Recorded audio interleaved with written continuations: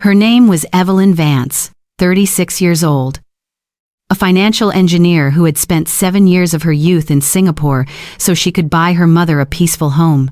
But on the night she returned, Evelyn was mistaken for a maid right outside the $850,000 mansion registered in her own name. The taxi pulled over on the deserted street when it was nearly midnight. Evelyn stepped out with a small suitcase, a shirt wrinkled from the long flight, and dark circles beneath her eyes after weeks of working between 80 and 90 hours. In front of her stood a corner mansion bathed in soft golden light. Expensive decorative lights hung from the second-floor balcony. 2 luxury cars were parked in the driveway. Through the large glass window, Evelyn saw a cream-colored sofa she could not remember ever buying. 7 years earlier, her mother, Helena, had sold her small grocery store to help Evelyn complete her final year of college. When Evelyn received her first job offer in Singapore, she promised herself that she would give her mother a life free from worrying about rent, electricity bills, or placing buckets beneath a leaking roof whenever it rained. This mansion was that promise. Evelyn had paid for it entirely with her own savings. She handed her mother the keys and told her that from that moment on, she would never have to bow her head to anyone again. But the person who opened the door that night was not Helena. Chloe appeared in a pearl-colored silk dress, a diamond bracelet glittering around her wrist beneath the lights. She looked Evelyn up and down, paused at the dusty flats on her feet, and frowned. "You are almost 3 hours late." Before Evelyn could respond, Chloe turned around and pointed toward the living room. "Clean the stone floor thoroughly. I have a live stream tomorrow morning. Do not scratch the furniture." Evelyn stood still. She immediately understood that Chloe had mistaken her for the cleaner hired to work overnight. Part of Evelyn wanted to pull out the property documents, place them directly on the table, and ask Chloe exactly who she thought she was ordering around. But then she heard a faint sound coming from behind the staircase. It was the sound of a brush scrubbing against tile. Evelyn stepped inside. In the gleaming kitchen, Helena was kneeling on the floor. Her hair, once always neatly combed, now hung loosely around her pale face. Both of her hands were red from being submerged in cold water for too long. Beside her sat a bucket and a pile of dirty cloths. "Mom." The brush fell from Helena's hand. She looked up, her eyes widening. For one brief moment, joy flashed across her face. But immediately afterward, she glanced anxiously toward Chloe like a child who had just done something wrong. Evelyn felt her chest tighten. Chloe folded her arms and coldly explained that Helena preferred doing the housework herself because she did not trust strangers. She said it casually, as though an elderly woman kneeling on the floor and scrubbing tiles at midnight was completely normal. Footsteps sounded from upstairs. Julian appeared in silk pajamas, still holding his phone. When he saw his sister, he froze for a few seconds before quickly forcing a smile. "Why did you not tell us you were coming home?" Evelyn looked at her younger brother. Julian had once said he would move in temporarily for a few weeks to care for their mother while she was suffering from knee pain. Now his clothes filled the master bedroom. Wedding photos of him and Chloe covered the hallway. Helena's keepsakes had disappeared from the living room. Julian said it was simply a convenient arrangement. He needed space to work. Chloe needed the large room to film her videos. Their mother preferred the smaller room because it was quiet. Evelyn turned toward Helena. Her mother avoided her gaze. That was when Evelyn understood that the house was no longer a place where her mother was being cared for. It had become a stage where 2 people exploited their own family to build a glamorous, fabricated life. But Evelyn did not become angry. She bent down, picked up the brush, helped her mother to her feet, and smiled at Julian and Chloe. "Tonight, I just want to rest." Both of them breathed a sigh of relief. They did not know that Evelyn had seen the fear in her mother's eyes. They knew even less that the key inside Evelyn's pocket was the least important thing she possessed. Because in every official record of property ownership, the $850,000 mansion still carried only one name, Evelyn Vance. That night, Evelyn did not sleep. The guest room still smelled of fresh paint, but the bed was cold, as though no one had ever truly been welcomed there. Through the thin wall, she could hear Chloe laughing with Julian about the live stream scheduled for the next morning. They discussed where to place the camera, how to choose an angle that showed the marble staircase, and how to make sure the luxury car appeared through the window. Neither of them mentioned Helena. The next morning, the living room was transformed into a glamorous studio. Chloe wore a wine-red dress and sat among boxes of luxury cosmetics, repeatedly referring to the mansion as the home she and her husband had built with their own hands. Thousands of followers sent compliments. Chloe smiled, leaned toward the camera, and declared that success only came to those ambitious enough to pursue it. At that moment, she snapped her fingers and called for Helena to bring out the tea. Helena entered with a silver tray trembling slightly in her hands. "Hurry up, Mom, the audience is waiting." Chloe's voice sounded sweet in front of the camera, but her eyes were as cold as an order. A drop of tea spilled onto the table.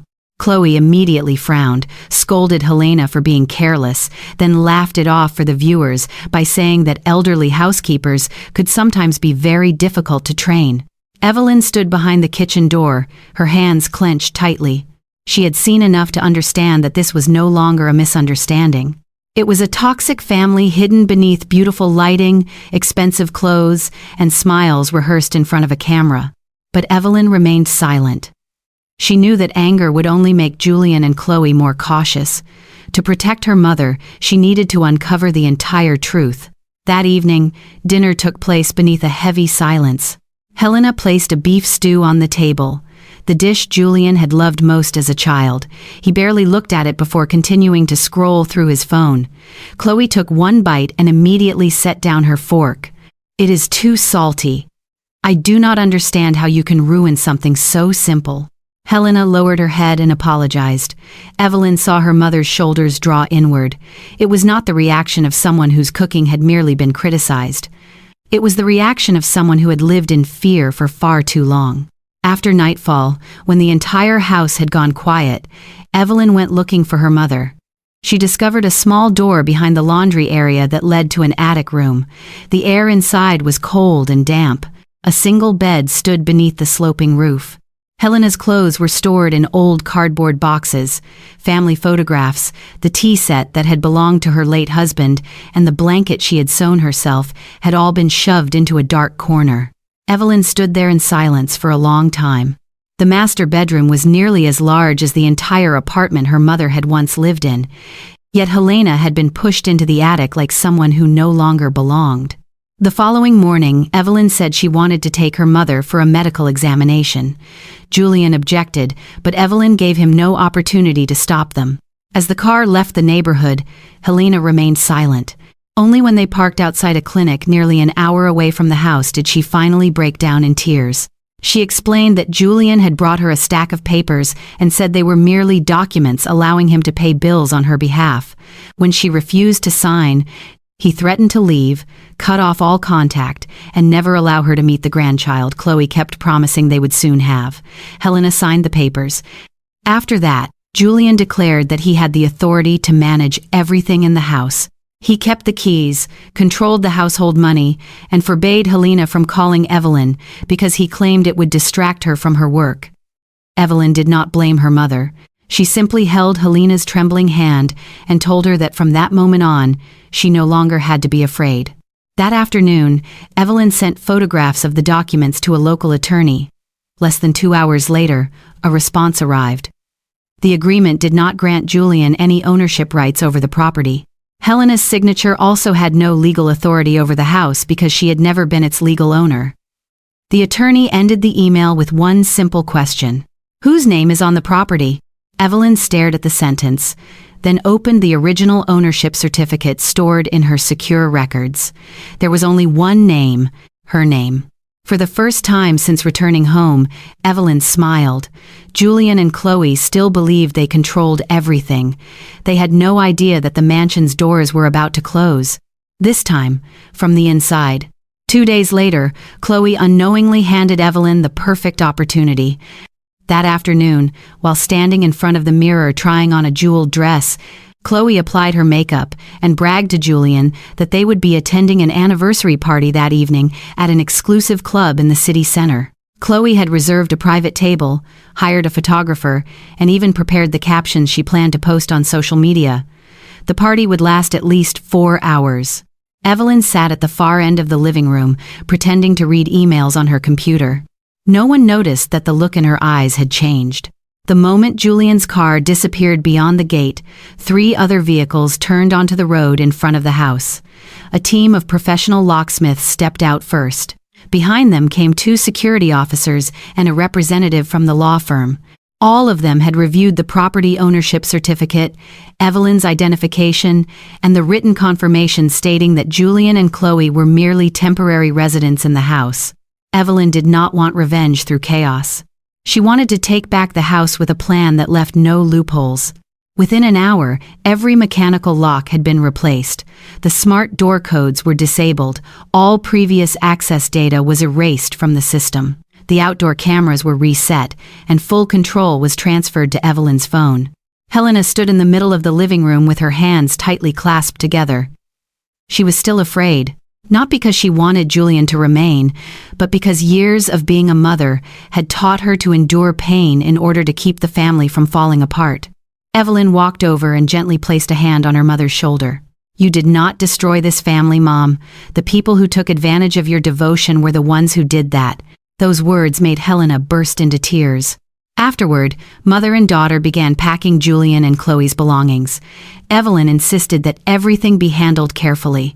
Their clothes were folded, their shoes were placed inside boxes, their handbags, cameras, studio lights, and online sales equipment were all listed clearly. Not a single item was damaged. No one would be able to accuse Evelyn of acting impulsively. By nearly 10 that night, the final boxes had been moved to the covered area of the courtyard. A waterproof tarp had been placed over them. Beside the boxes were a formal notice ordering Julian and Chloe to leave the property and a trespassing warning prepared in advance by the attorney. At 10:17, Julian's luxury car stopped outside the gate. Chloe stepped out first, still laughing loudly. She reached forward and entered the door code. The screen flashed red. She tried again. Incorrect code. Julian took out his physical key and pushed it forcefully toward the new lock. The key would not fit. The smile vanished from Chloe's face.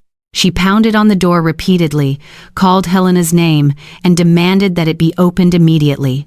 Julian angrily kicked the gate and shouted that this was his house. The smart doorbell lit up. Evelyn's voice came through the speaker. "Your period of free accommodation is over." Julian stood frozen for several seconds. Then he began shouting, threatening to break down the door and call the police because Evelyn had illegally entered his property. Evelyn answered with only one sentence. "Go ahead. Call them." 15 minutes later, 2 police cars arrived. Chloe immediately rushed toward the officers in tears, claiming that she and her husband had been forced out of their home by a sister who lived overseas. She said Helena had given Julian the authority to manage the property and that all their possessions had been illegally thrown outside. One of the officers asked to see the documents. Julian handed over the agreement bearing his mother's signature. Evelyn stepped out through the front door, holding a thick folder. She presented the original property ownership certificate, proof that she had paid the full $850,000 purchase price of the mansion, and a legal confirmation letter from her attorney. The officer examined every page for a long time. Then he turned toward Julian. "This house is owned entirely by Evelyn Vance. The document you are holding gives you no rights whatsoever over this property." Julian's face turned pale. Chloe continued arguing that they had lived there for months, but nothing she said could change the name written on the official documents. The police ordered them to collect all their personal belongings and leave the area within 20 minutes. If they attempted to break down the door or returned without permission, they could face charges for trespassing.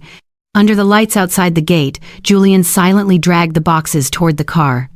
Chloe clutched the designer bags she had once displayed proudly to thousands of followers. There were no cameras, no studio lights, no mansion to serve as the backdrop for their fabricated life. Helena stood behind the glass door as tears quietly ran down her face. Evelyn took her mother's hand. That night, the house finally returned to the person it had truly been meant for. 6 months later, the $850,000 mansion no longer resembled the place Evelyn had entered on the night she returned home. The flashy decorative lights had been removed from the balcony. The corner of the living room that had once been used as a live stream background now held a soft armchair beside Helena's old bookshelf. The tea set that had been shoved into the attic room was back on the table by the window, where the morning sunlight touched its faded floral patterns. Outside in the garden, Helena was bending over to care for the newly planted rose bushes.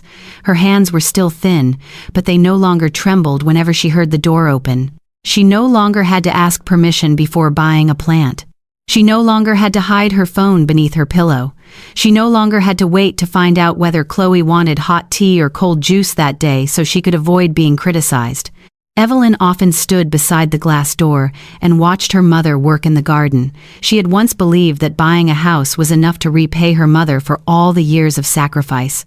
But then she realized that devotion to one's parents was not only about sending money, buying medicine, or giving them a beautiful home. It was also about recognizing when someone you loved was being hurt, and being determined enough to put an end to it.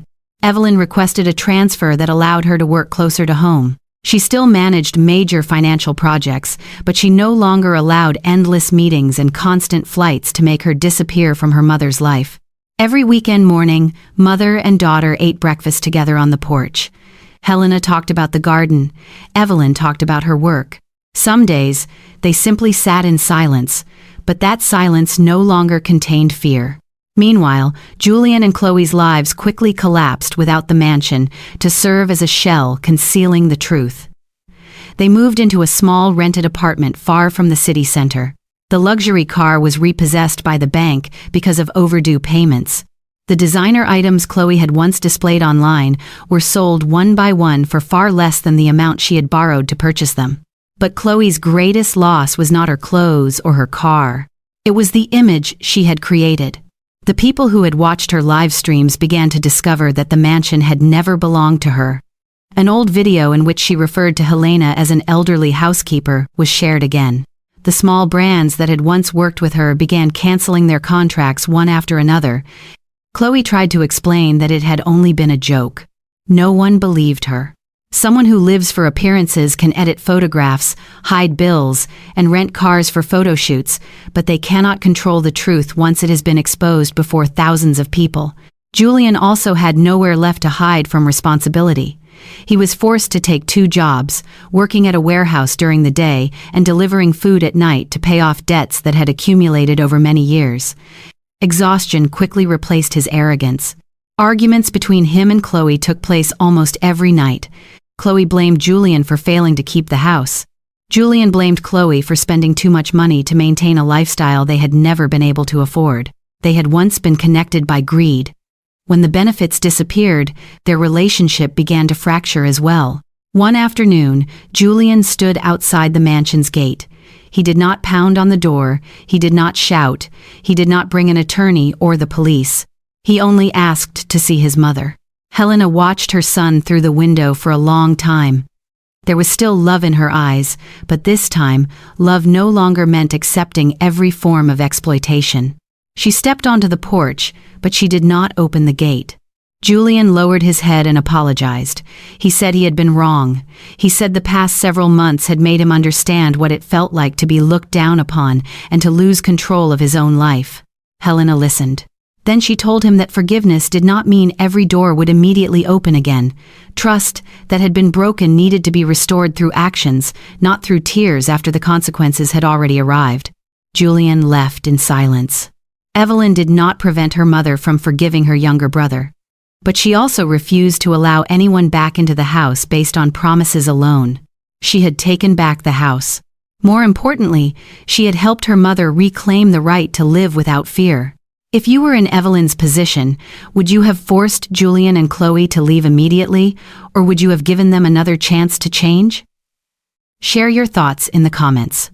Do not forget to like the video and subscribe to the channel to continue following stories about toxic families, betrayal, and well-deserved lessons. Thank you for staying with us until the end of the story.